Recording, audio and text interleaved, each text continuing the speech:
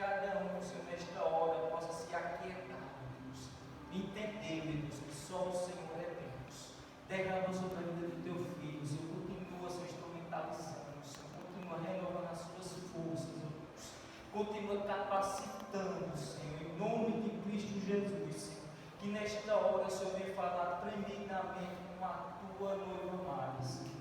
Ser conosco, Pai, em nome de Cristo Jesus, para que possamos sair daqui diferentes, renovados pela tua palavra, alimentados, ó Deus, pela tua santa palavra, Senhor. Muito obrigado por tudo que o Senhor tem feito e por tudo que o Senhor ainda há de fazer em nossas vidas. É no nome de Cristo Jesus que te oramos e te agradecemos, já certo da vitória, em nome de Cristo Jesus. Amém.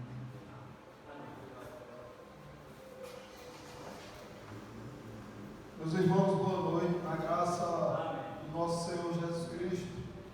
Nós estamos estudando sobre a adoção, quando Deus torna o seu escolhido filho.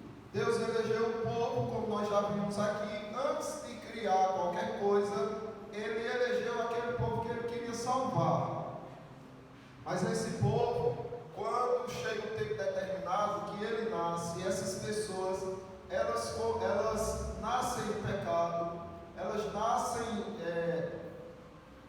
filhas do diabo, elas vivem como os filhas do diabo. E aí, quando Cristo é pregado para essas pessoas, que o Espírito Santo aplica a mensagem e salva eficazmente essa pessoa, nesse momento agora ele passa ao status de filho de Deus. Ele passa a ter o poder de ser chamado filho de Deus. E estamos vendo na Confissão de Fé de Westminster, que trata da adoção e busca as referências da palavra de Deus para confirmar o que é dito.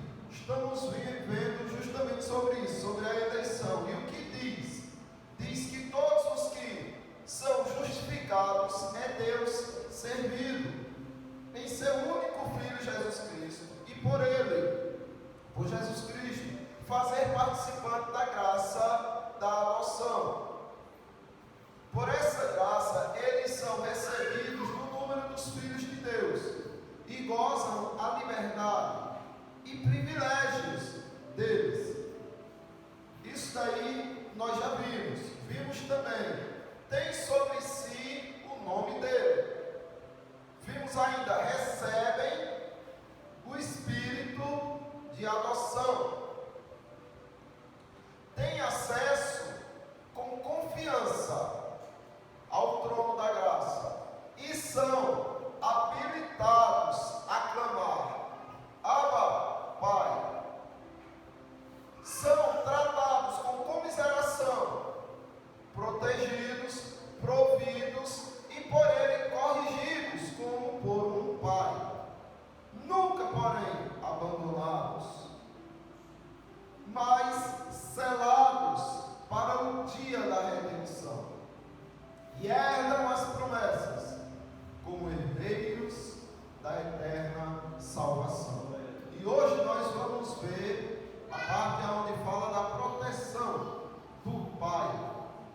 Protegidos pelo Pai. É esse privilégio que você herda gratuitamente em Cristo Jesus, quando você é chamado por Deus, pelo Espírito Santo, para compor o número dos filhos de Deus. E o salmista deixa claro isso no Salmo 27, do 1 ao 3. Ele diz assim: o Senhor é a minha luz e a minha salvação. De quem terei medo? Por que ele diz isso? Por causa dessa promessa das Sagradas Escrituras. De quem eu vou temer? Se Ele me protege, a quem temerei? Quando os malfeitores me sobrevêm para me destruir, meus opressores e inimigos, eles é que tropeçam e caem. Ainda que um exército se acampe contra mim, não se atemorizará o meu coração. E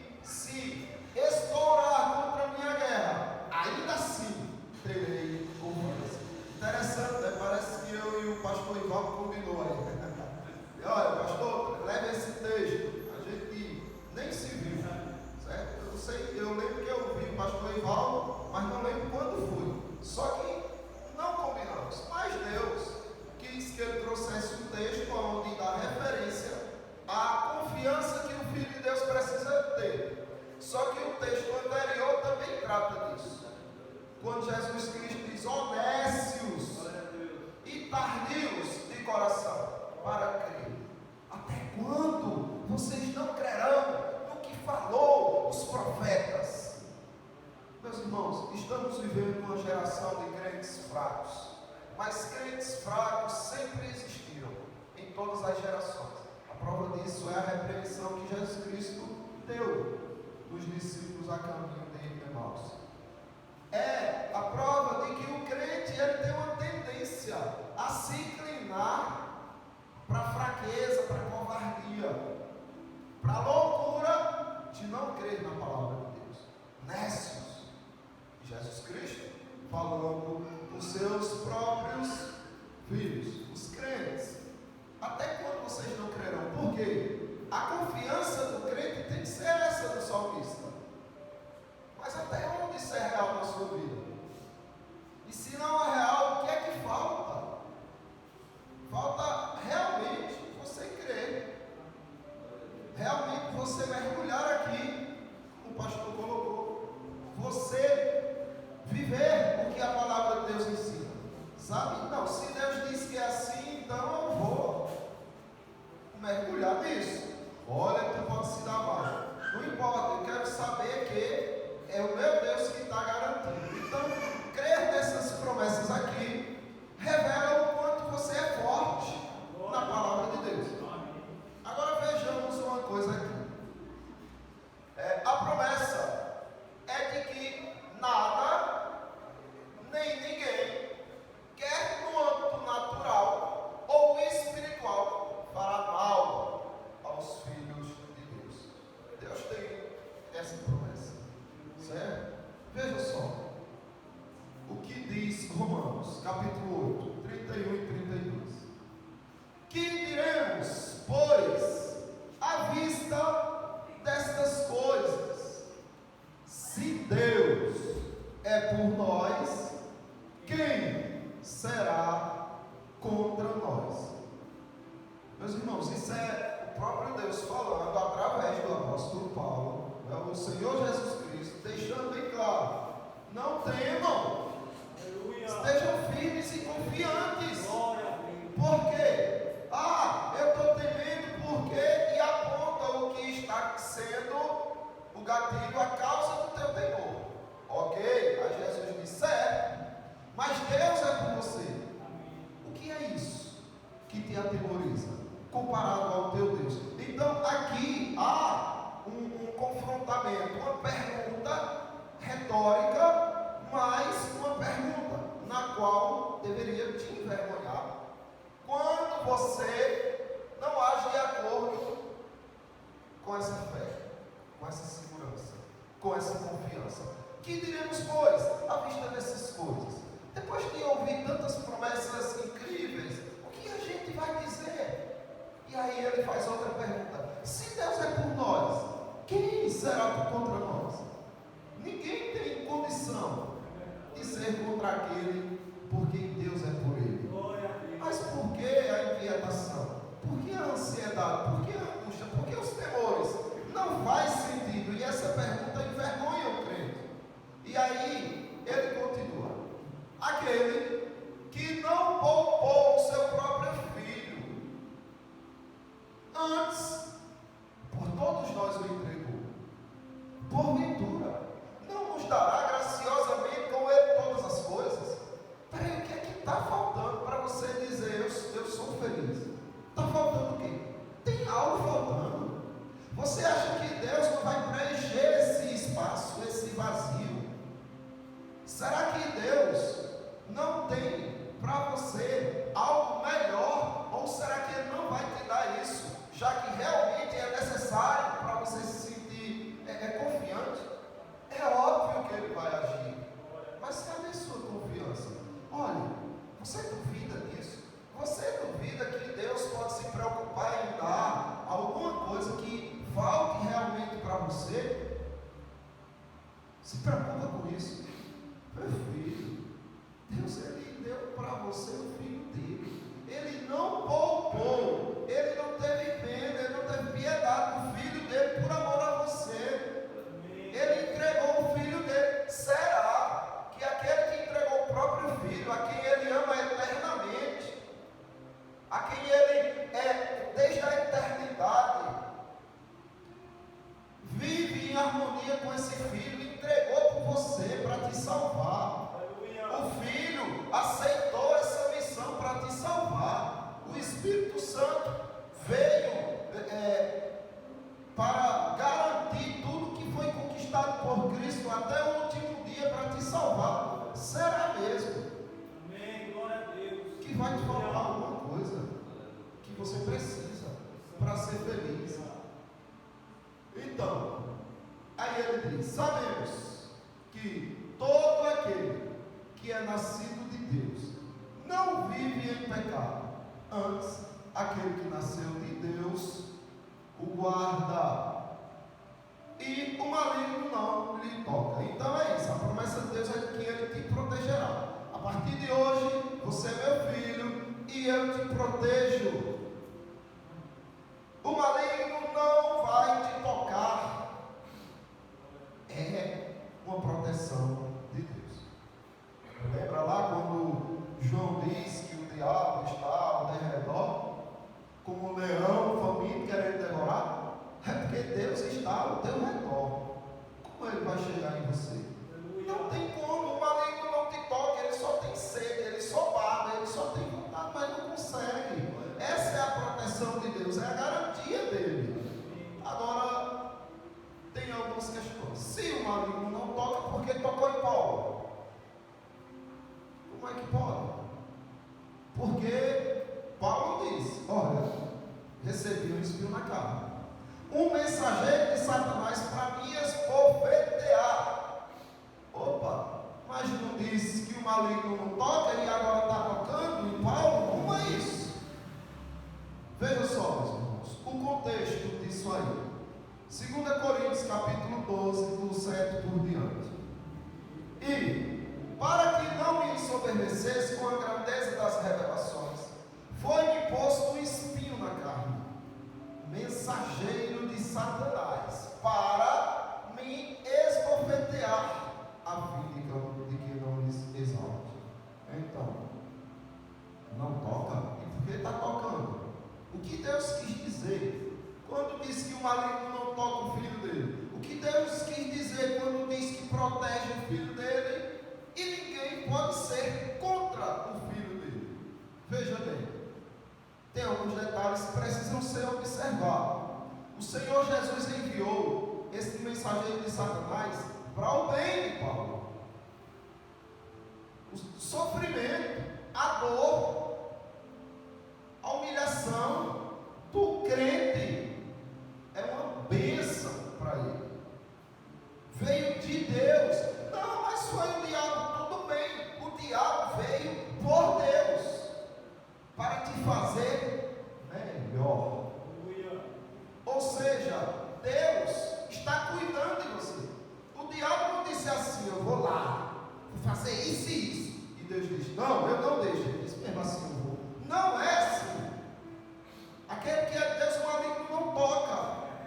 Quem toca é Deus. Agora, se Deus quer tocar com o maligno, se Ele quer tocar com a natureza, se Ele quer tocar com o animal, se Ele quer tocar com os ímpios, se Ele quer tocar até com o próprio crente, magoar esse crente, ferir esse crente, os instrumentos que Deus usa para Ele mesmo tocar, aí é com Ele. Ele é soberano e Ele fará. E Satanás tem que obedecer, certo? Como teve que obedecer na questão de Paulo. Vá lá, envie seu mensageiro, esbofeteie meu filho.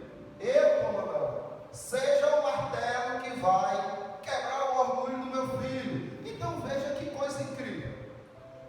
Aí Paulo diz assim: por causa disso, por causa desse espinho na carne, esse mensageiro de Satanás que me esbofeteava, eu pedi 3 vezes ao Senhor que o afastasse de mim.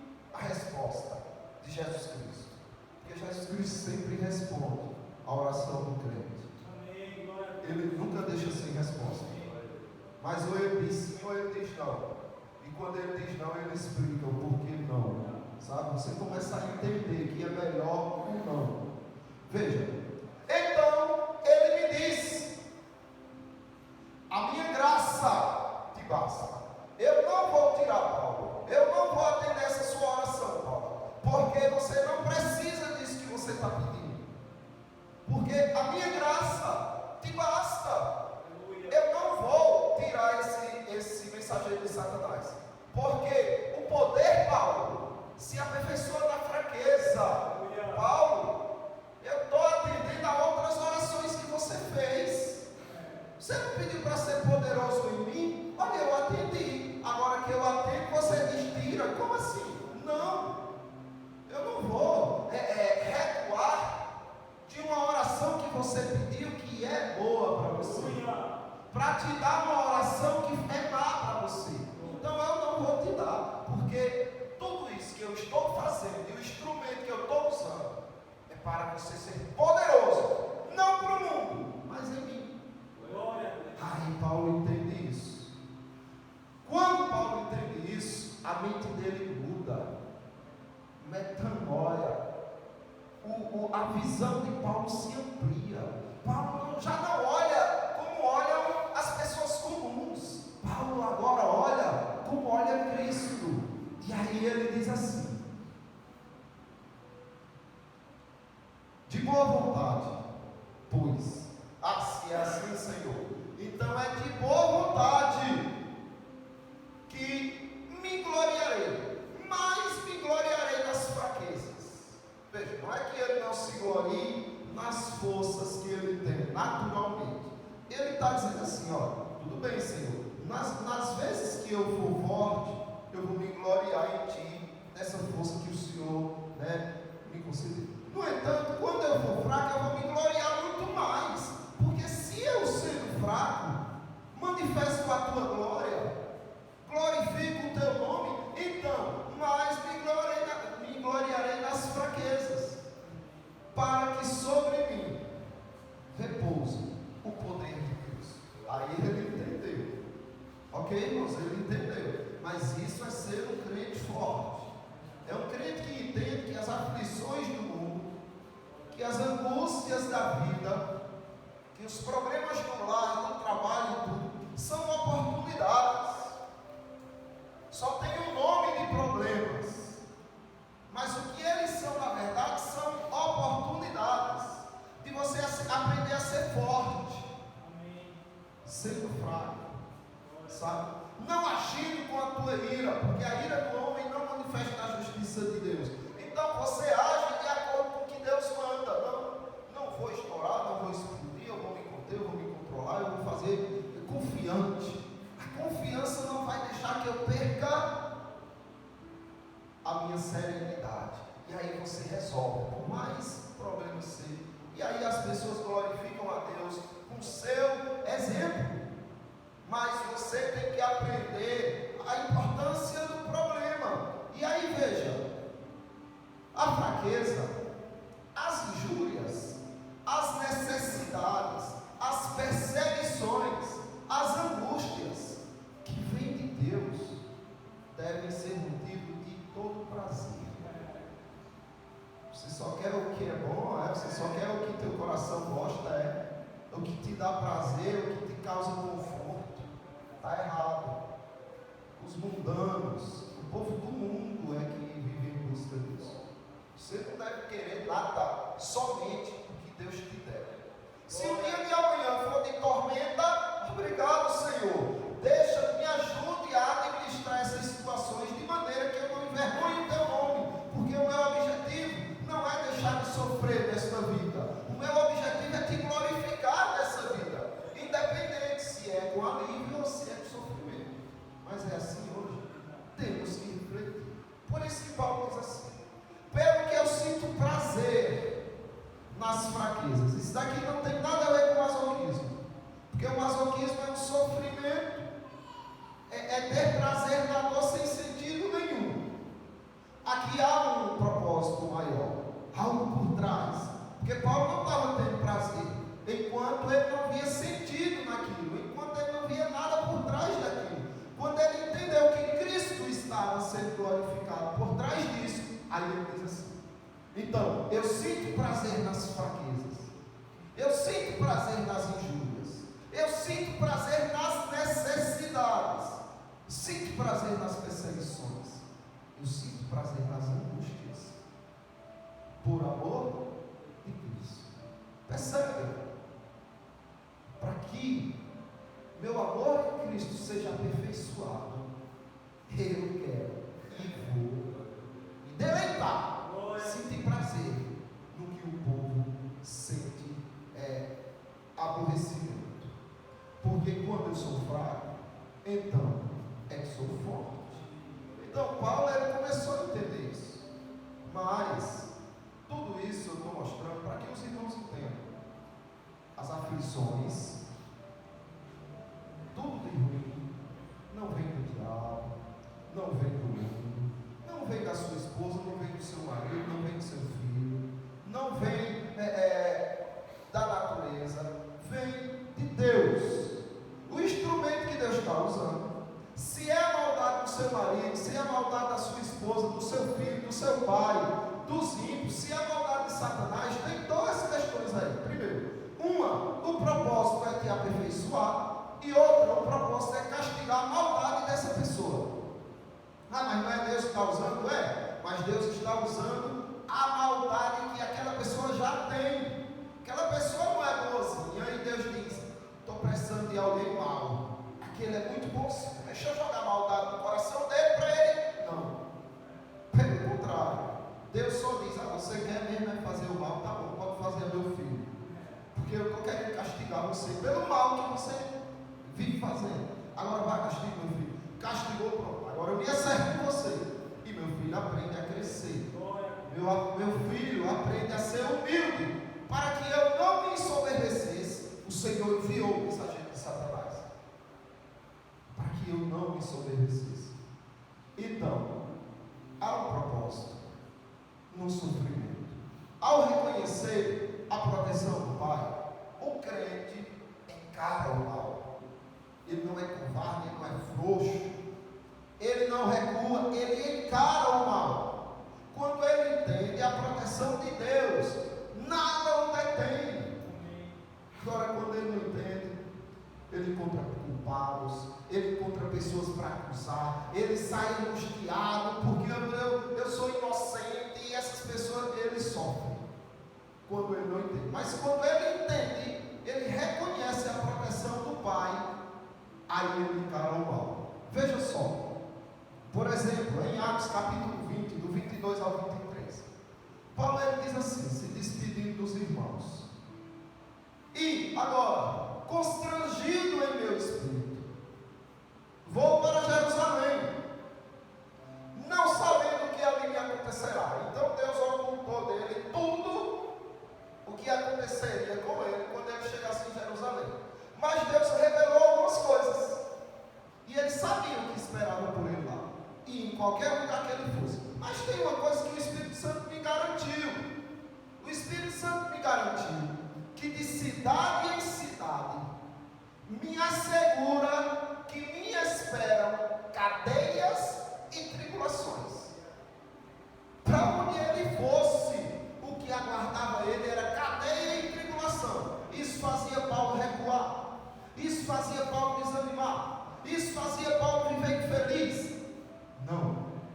Por quê? Porque ele dizia: meu Deus me protege, essas pessoas só focam em mim, porque é Deus que tem um propósito nisso. Eu amo o propósito santo e sábio do Senhor. Aí veja só uma coisa que tem valor nesta vida, e nada mais. Por isso que Paulo ia e não temia nada, porque para ele entendia que nesta vida, sabe, tudo que você vê nesta vida, uma só tinha valor para ele, e uma só deve ter valor para você. Sabe o que é? É isso aqui, ó. Ainda na continuação, no versículo 24, Paulo diz assim: porém, em nada considero a vida preciosa para mim mesmo. Irmãos, eu vou para lá, para Jerusalém, para onde Deus me enviar. O que acontecer comigo não me importa, porque eu não considero a vida preciosa para mim. Tem outra coisa que eu considero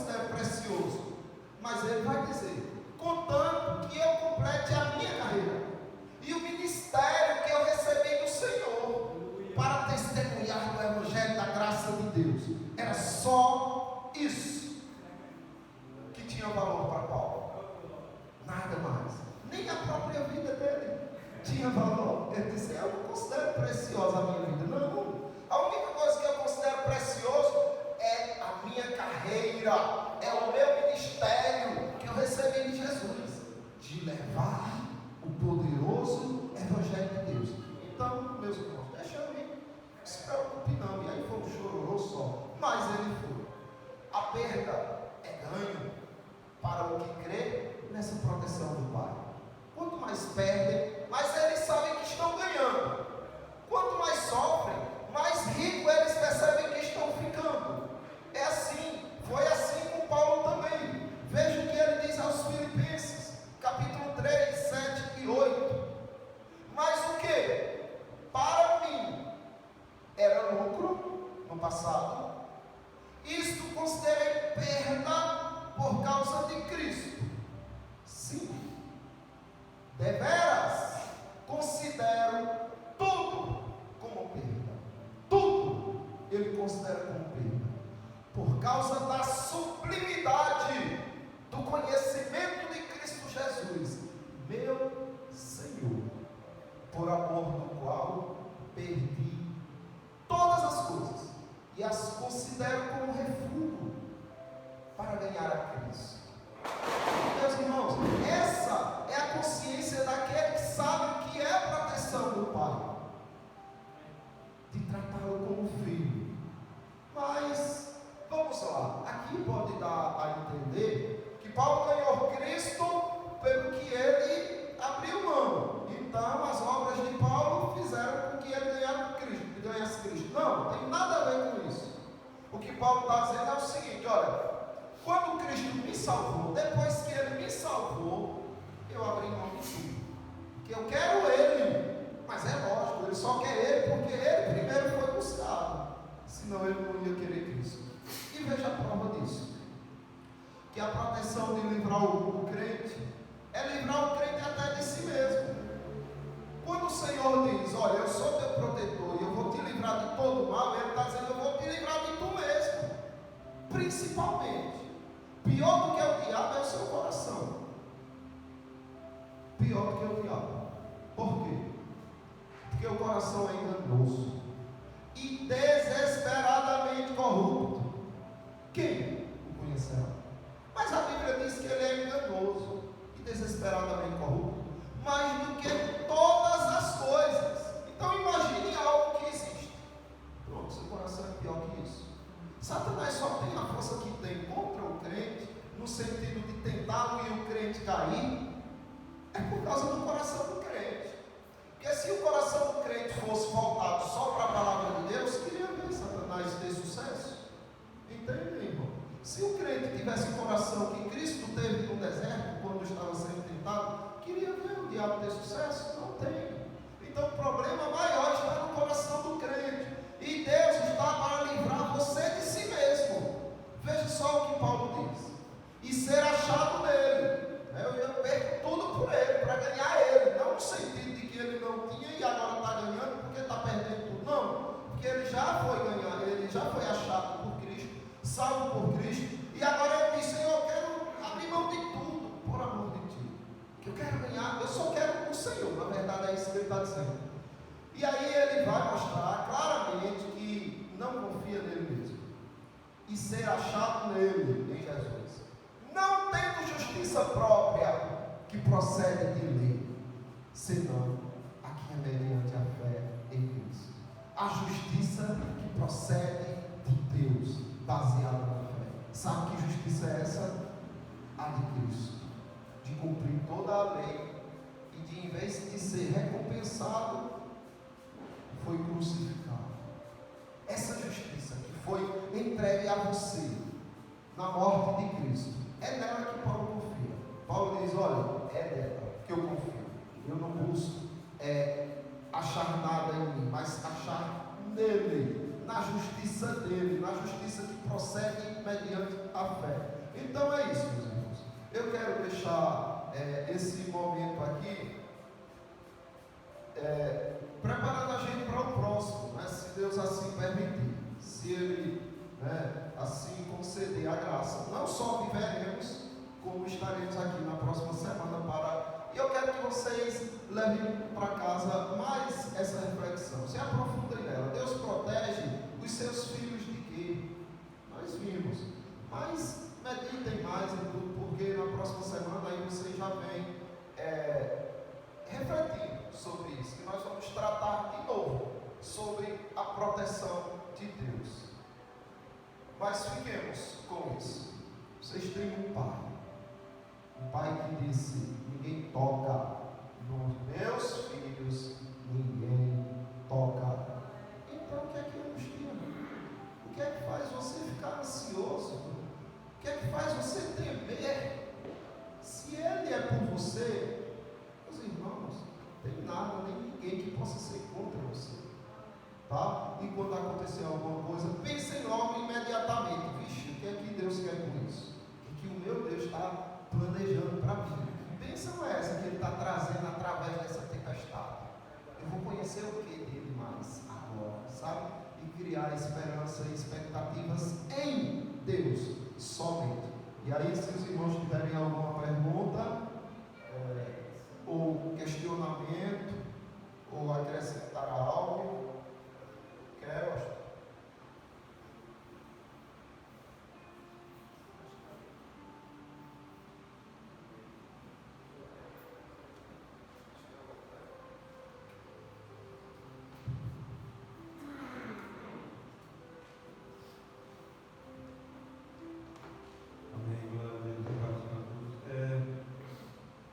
Eu meditei nessa passagem aí, esse título que Júlio trouxe, Deus nos protege de nós mesmos, né? Por quê? Para que o homem não venha presumir de si mesmo, como o povo que foram ao encontro de João Batista, e João Batista falou assim: vós presumis de vós mesmos, dizendo, temos por pai Abraão. E João Batista fala: não sabeis que Deus pode suscitar destas pedras filhos de Abraão? E ele fala assim: pois toda árvore que der bom fruto ela será cortada e lançada no fogo. Também tem uma passagem em Lucas que Jesus ele fala de uma situação onde tem um fariseu, que era um religioso, e um publicano, que era um homem que não tinha compromisso com a aliança e comunhão com Deus. Mas Deus demonstra ali através de um coração quebrantado e um coração humilde e contrito da consciência da sua situação de pecador, o publicano.